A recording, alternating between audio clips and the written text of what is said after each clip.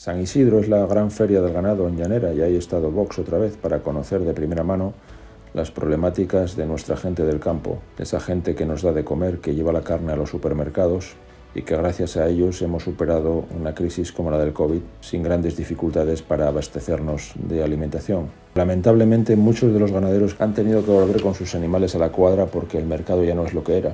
Pero los costes son mucho mayores de los que eran. Pienso, la electricidad, la burocracia creciente. Nuestros ganaderos necesitan ayuda y necesitan ayuda urgente.